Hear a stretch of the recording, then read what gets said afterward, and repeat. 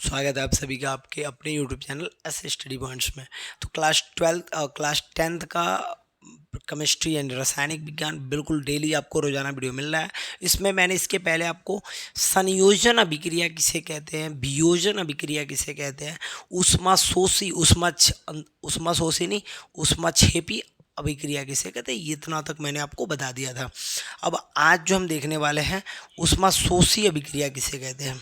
अब देखिए ऊष्माक्षेपी में क्या होता था कि ऊष्मा जो है उत्सर्जित हो रहा था, उसको हम ऊष्माक्षेपी अभिक्रिया कहते हैं। जैसे श्वसन, सांस की क्रिया में ऊष्मा का उत्सर्जन होता है, ठीक है। तो ऊष्माक्षेपी हो गया था। आज हम देखने वाले ऊष्माक्षेपी, ऊष्माशोषी में क्या होता है देख लेते हैं थोड़ा सा। कह रहा भाई जिन अभिक्रियाओं में ऊर्जा का अवशोषण होता है उसे ऊष्माशोषी अभिक्रिया कहते हैं। जिन अभिक्रियाओं में, याद कीजिए, जिन अभिक्रियाओं में ऊष्मा का अवशोषण होता है, जिन अभिक्रियाओं में ऊष्मा का अवशोषण होता है उसे हम क्या कहते हैं, उसे हम ऊष्माशोषी अभिक्रिया कहते हैं। जैसे देख लीजिए हाइड्रोजन और ये अक्सर ये I2 यानी कि H2 और I2, जैसे H2 और I2 को, जैसे H2 और I2 को इसके साथ ऊर्जा मिलाए तो ये 2HI हो गया। क्या बन गया? 2HI, ठीक है। N2 के साथ O2 मिलाए और ऊर्जा भी ऑब्जर्व हुआ उनके साथ, तो क्या बना? 2NO बन गया, ठीक है। अब देखिए तो ये डेफिनेशन याद कर लेना आपको कि ऊष्माशोषी अभिक्रिया किसे कहते हैं। तो जिन अभिक्रियाओं में उस ऊर्जा का अवशोषण होता है उसे हम ऊष्माशोषी अभिक्रिया कहते हैं। और जिन अभिक्रियाओं में ऊष्मा का उत्सर्जन होता है उसको हम ऊष्माक्षेपी अभिक्रिया कहते हैं, ठीक है। अब चलिए नेक्स्ट आगे बढ़ते हैं। आगे क्या हमारा देख लेते हैं। आगे हमारा विस्थापन अभिक्रिया। विस्थापन अभिक्रिया किसे कहते हैं, सुनिएगा। ऐसी अभिक्रिया जिसमें किसी यौगिक के अणु के किसी एक परमाणु, ऐसी अभिक्रिया मतलब ऐसा कोई अभिक्रिया हो जिसमें किसी यौगिक, कोई कंपाउंड्स के अणु के किसी एक परमाणु अथवा समूह के स्थान पर कोई दूसरा परमाणु अथवा समूह आ जाता है। मतलब डायरेक्ट उसके परमाणु के स्थान पे कोई दूसरा समूह आ जाएगा, कोई दूसरा परमाणु आ जाएगा, ऐसा डायरेक्ट बदल जाएगा, विस्थापन अभिक्रिया कहलाता है। विस्थापन मतलब सीधे का हो गया, बदल गया। ये जैसे हो जाए कूद के चला गया, समझ रहे हो, कूद के चला गया। मतलब देखिए अगर जो ZnCuSO4, ठीक है, जिंक का कॉपर सल्फेट, अब देखिए जिंक के साथ Zn के साथ SO4 आ गया, यहाँ पे Zn के साथ SO4 आ गया, बेचारा Cu ऐसे ही बच गया, देख रहे हैं। तो ये वाला इसमें चला गया, मतलब विस्थापन क्या हुआ, तो ये उड़ के यहाँ चला गया और ये वाला सिंगल बच गया, ये सिंपल बच गया। तो देख सकते हैं आप समझ सकते हैं आप कि ये अकेला था, ये अपनी, ठीक है, समझ रहे हैं। तो ये अपनी गर्लफ्रेंड के साथ था और इसकी जो गर्लफ्रेंड है ये इसको धोखा दे दी और कहाँ चली गई, इसके साथ, और इसके साथ आ गई ZnSO4, विस्थापित हो गई गर्लफ्रेंड जो है। ये बेचारा सिंगल बच गया, Cu बेचारा सिंगल है पूरा का पूरा, ठीक है। तो ये फाइनल हो जाएगा हमारा।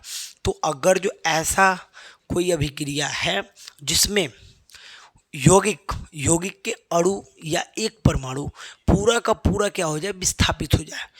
देखिए ये यौगिक है, इसका ये वाला जो है परमाणु ये दूसरे के साथ क्या हो गया, विस्थापित हो गया, बाकी ये सिंगल बच गया। तो ऐसे अभिक्रिया को हम क्या कहते हैं, तो विस्थापन अभिक्रिया कहते हैं, ठीक है। अभी चलिए आगे देख लेते हैं।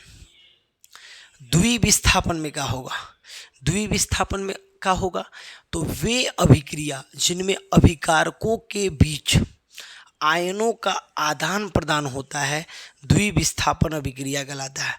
मतलब उसको दे दिया और उसको ले लिया। मतलब सुनिए Na2SO4 है, अब BaCl2 है। अब देखिए होगा क्या, Ba के साथ SO4 आ गया, Ba के साथ SO4 आ गया और ये 2NaCl हो गया, NaCl के साथ 2 हो गया। मतलब कंडीशन समझना है, बात को समझना है। यहाँ पे देखिए ये जो आपको 2 दिख रहा है ना एक्स्ट्रा, ये देखिए BaSO4, ठीक है, तो Ba के एक अणु है SO4 बिल्कुल बराबर है।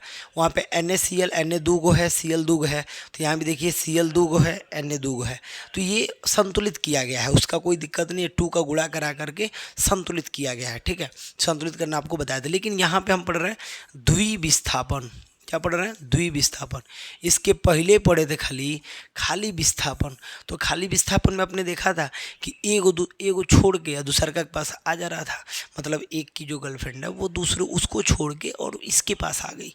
लेकिन हेजा ना गर्लफ्रेंडों का आदान प्रदान हो जा रहा है, दिख रहा है। जैसे क्या हुआ, SO4 जो है ये Ba के साथ चला गया, आज जो Cl है वो Na के साथ चला आया। देख लीजिए BaSO4 और 2NaCl, मतलब इसको कहेंगे द्विविस्थापन, मतलब दो को विस्थापित हो रहा है। यौगिक के अणु जो हैं वो आपस में आदान प्रदान कर दे रहे हैं, ठीक है, और अलग अलग हो जा रहे हैं। तो द्विविस्थापन किसे कहते हैं? वे अभिक्रिया जिनमें अभिकारकों के बीच, वे अभिक्रिया जिनमें अभिकारकों, ये अभिकारक है ना, अभिकारकों के बीच आयनों का, मतलब ये जो आयन है आयनों का आदान प्रदान, ये इधर ये इधर, इसको क्रिया को क्या कहते हैं? द्विविस्थापन अभिक्रिया कहते हैं हम। इस क्रिया को द्विविस्थापन क्रिया कहते हैं, ठीक है। चलिए आगे बढ़ते हैं और आगे देख लेते हैं ये वाला, ठीक है। ये क्या है देख लीजिए, उपचयन अभिक्रिया, ठीक है। उपचयन अभिक्रिया किसे कहते हैं? कह रहा है ऐसी अभिक्रिया जिसमें ऑक्सीजन की वृद्धि हो, ऑक्सीजन की वृद्धि तथा हाइड्रोजन त्याग हो जाए।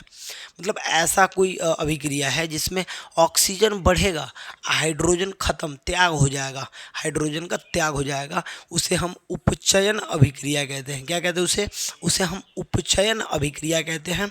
उपचयन अभिक्रिया का मतलब देख लीजिए यहाँ पे, अगर जो मैग्नीशियम में O2, ठीक है, तो ये बन गया मैग्नीशियम ऑक्साइड। मतलब अगर जो इसका ये संतुलित के लिए 2 का गुणा कराया गया है, यहाँ भी Mg दूगो और O2 दूगो, तो बिल्कुल 2 का गुणा कराया गया, बस बराबर करने के लिए।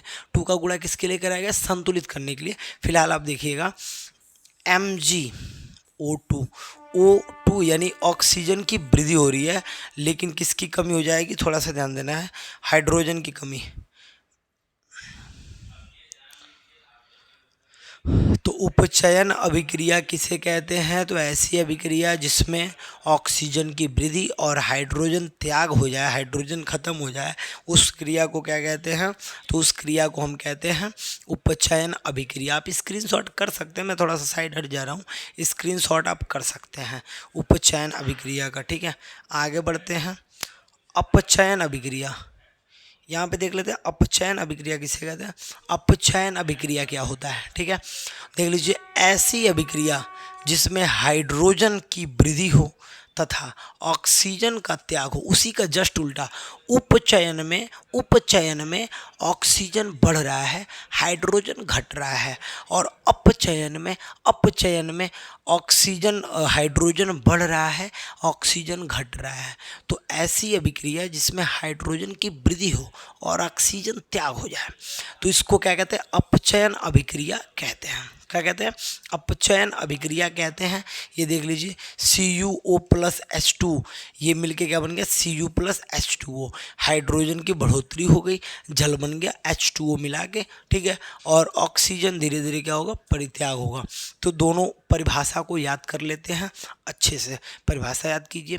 उपचयन में आपने पढ़ा ऐसी अभिक्रिया जिसमें ऑक्सीजन की वृद्धि होती है, हाइड्रोजन त्याग करता है, उसको हम उपचयन अभिक्रिया कहते हैं। वही बात आपने लिखा अपचयन में। अपचयन अभिक्रिया किसे कहते हैं? वह अभिक्रिया जिसमें हाइड्रोजन की बढ़ोतरी होती है, वृद्धि होती है, और ऑक्सीजन की कमी होती है, उसे हम क्या कहते हैं? अपचयन अभिक्रिया कहते हैं। क्या कहते हैं? अपचयन अभिक्रिया कहते हैं। उसके बाद देखिए, उसके बाद से रेडॉक्स अभिक्रिया। रेडॉक्स अभिक्रिया क्या होता है? तो रेडॉक्स अभिक्रिया क्या होता है? देखिए जिन रासायनिक अभिक्रियाओं के साथ अपचयन तथा उपचयन अभिक्रियाएं साथ साथ होती हैं। उपचयन और अपचयन साथ साथ होती है। आपने अलग अलग क्या देखा, उपचयन में आप देखे हैं कि O2 बढ़ रहा है, ओ माने O+ हो रहा है और हाइड्रोजन क्या हो रहा है, माइनस हो रहा है। ठीक है, इसको हम उपचयन कह रहे हैं, याद कीजिए शॉर्ट में। और अपचयन किसको कहते हैं, अपचयन किसको कहते हैं, तो जिसमें O घट रहा है और हाइड्रोजन क्या हो रहा है, बढ़ रहा है। इस अभिक्रिया को हम क्या कहते हैं, अपचयन कहते हैं। तो उपचयन में और अपचयन में ये जब दोनों क्रिया एक साथ होती है तो उसको रेडॉक्स अभिक्रिया कहते हैं। उसको कौन सा अभिक्रिया कहते हैं, रेडॉक्स अभिक्रिया कहते हैं। उसको कौन सा अभिक्रिया कहते हैं, रेडॉक्स अभिक्रिया कहते हैं। कौन सा अभिक्रिया कहते हैं, रेडॉक्स। देख लीजिए, जैसे CuO अपचयन के हिसाब से Cu और ये H2 का उपचयन के हिसाब से H2O। मतलब ऐसी क्रिया जिसमें उपचयन तथा अपचयन दोनों अभिक्रियाएं होती हैं उसको हम रेडॉक्स अभिक्रिया कहते हैं। उसको क्या कहते हैं भाई, रेडॉक्स अभिक्रिया कहते हैं। उसको हम रेडॉक्स अभिक्रिया कहते हैं। उसको हम रेडॉक्स अभिक्रिया कहते हैं। ठीक है, चलिए तो आगे बढ़ते। इसका भी आप स्क्रीनशॉट कर सकते हैं रेडॉक्स अभिक्रिया का। चलिए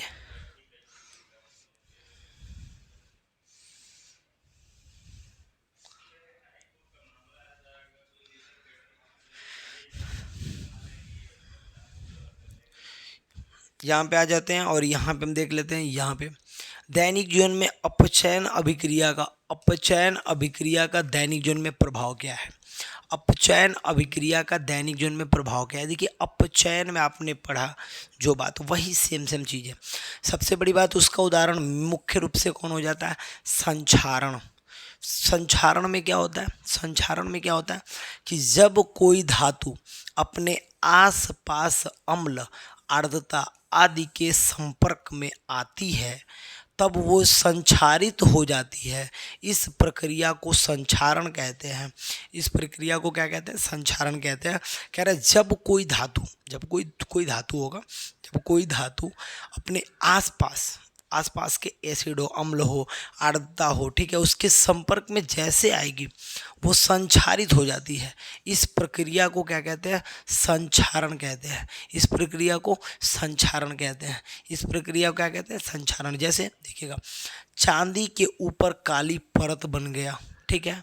अभी देखिए, तांबे के ऊपर हरी परत बन गया, ठीक है। लोहे पर जंग लगना, ये जो एग्जाम्पल है ये सब किसके एग्जाम्पल है, तो ये सब आपके एग्जाम्पल है संक्षारण के। संक्षारण के कारण ही लोहे पे क्या लग जाता है, जंग लग जाता है। लोहा जो है मूर्छा पकड़ने लगता है, समझ रहे हैं ना। तो लोहा मूर्छा पकड़ने लगेगा, तांबे के ऊपर हरी हरी परत जम जाएगी, ठीक है, चांदी के ऊपर काली परत बन जाएगी। ये सब किसके कारण होता है, संक्षारण के कारण। और ये किसका एग्जाम्पल है, अपचयन के लिए। किसके लिए, व्यवहारिक जीवन में अपचयन अभिक्रिया। अपचयन में आपने क्या पढ़ा था, अपचयन अभिक्रिया में बताया गया हाइड्रोजन की बढ़ोतरी होती है और ऑक्सीजन की कमी होती है। और जहाँ ऑक्सीजन की बढ़ोतरी और हाइड्रोजन की कमी होती है उसको उपचयन बोलते हैं, ठीक है। अब देखिए, तो ये उदाहरण हो जाएंगे एग्जाम्पल। संक्षारण के एग्जाम्पल कौन कौन हो जाएंगे, चांदी के ऊपर काली परत का बनना, तांबे के ऊपर हरी परत का बनना, या लोहे पर जंग लगना। ये सब किसके एग्जाम्पल हो जाएंगे, संक्षारण के, ठीक है। संक्षारण, और संक्षारण किसके अंतर्गत आता है, अपचयन अभिक्रिया के अंतर्गत। किसके अंतर्गत, अपचयन अभिक्रिया के अंतर्गत ये चीज़ें आती हैं, उसको समझ लेना है। चलिए थोड़ा सा इसका स्क्रीनशॉट कीजिए, मैं पढ़ के सुना दे रहा हूँ कि जब कोई धातु अपने आसपास अम्ल, आर्द्रता आदि के संपर्क में आती है तब ये संक्षारित हो जाती है। इस प्रक्रिया को ही हम क्या कहते हैं, संक्षारण कहते हैं, ठीक है। इस प्रक्रिया को ही हम क्या कहते हैं, संक्षारण कहते हैं। ये देखिए विकृत गंधिता, ये विकृत गंधिता बहुत मस्त है, इसको भी हम पढ़ के सुना दे रहे हैं। इसका भी स्क्रीनशॉट कर लीजिए आप। चलिए स्क्रीनशॉट हो गया। देखिए, तेल वसा उपचयित हो जाने पर, तेल घर पे तेल होगा, वसा मतलब कोई रोटी वोटी होगा, ये सब अगर उपचयित हो जाता है, खराब हो जाता है, देखिए उसमें ऐसे अलग टाइप का हो जाता है, कंडीशन गंध आने लगता है उससे, ठीक है। हो जाने पर विकृत गंधी हो जाती है तथा इनकी गंध व स्वाद में, देखिए सुगंध और स्वाद में परिवर्तन हो जाता है, खटूरस लगता है। कभी कभी आपने खाया होगा ज़रूर, ठीक है, ये बात कभी कभी जब आप खाए होंगे तब आपको पता चला होगा कि ये जब वस्तुएं घर पे रहती है, तेलीय वस्तुएं या ऐसी कोई वो खराब जब हो जाती हैं तो अजीब उनका स्वाद बदल जाता है, उनका बहुत सारा कंडीशन ही बदल जाता है। इसमें प्रतिऑक्सीकारक मिलाकर, अब उसमें क्या किया जाएगा, प्रतिऑक्सीकारक मिलाकर अथवा भोज्य पदार्थों के निर्वातित पात्रों में रखकर इन्हें नाइट्रोजन प्रवाहित करके इस प्रक्रिया को रोका जा सकता है। जैसे आलू के चिप्स की थैलियों में, अब देखिए आलू के चिप्स की जो थैली, अभी आप बाज़ार में जो आलू के चिप्स की थैली खा रहे हैं, मतलब खरीद के, उसमें नाइट्रोजन प्रवाहित करके इन्हें अपचयित होने से रोका जा सकता है। मतलब मार्केट में मान लीजिए आलू का चिप्स मिलता है आपको, उसको देखें कहीं उसका पैकिंग डेट रहता है, एक्सपायरी डेट रहता है। सोचिए अगर जो घर पे आलू काट के रख दिया जाए तो वह ऐसी विकृत गंधिता होकर समाप्त हो जाएगा, ख़त्म हो जाएगा। लेकिन उसमें तो भरा रहता है, तो उसमें आखिर कौन सा गैस भर दिया जाता है, उसके अंदर फूला रहता है पूरा, तो उसके अंदर नाइट्रोजन गैस भरा जाता है। कौन सा गैस, नाइट्रोजन गैस भर दिया जाता है, जिसके वजह से आलू के चिप्स की जो एक्सपायरी डेट मतलब तय की जाती है और वो बचा रहता है, ठीक है। तो इसको रोका जा सकता है। तो आलू के चिप्स की थैलियों में कौन सा गैस भरा जाता है, आलू की चिप्स की थैलियों में कौन सा गैस भरा जाता है, नाइट्रोजन। कौन सा गैस भरा जाता है, नाइट्रोजन गैस भरा जाता है। कौन सा गैस भरा जाता है, नाइट्रोजन गैस। तो इसका भी स्क्रीनशॉट कर लीजिए आप, चलिए इसका स्क्रीनशॉट कर लीजिए। और आप देख सकते हैं यहाँ पे चैप्टर 2 है और चैप्टर 2 हम नेक्स्ट वीडियो में देखने वाले हैं पूरा का पूरा, ठीक है। तो पूरा चैप्टर 2 हम नेक्स्ट वीडियो में देखेंगे और आपको मैंने जितना समझाया आपको समझ में आया होगा तो प्लीज़ वीडियो को लाइक कर दीजिए। आपको रोज़ाना यहाँ से मिल जाएगा टोटल बात। ओके, धन्यवाद आप सभी का।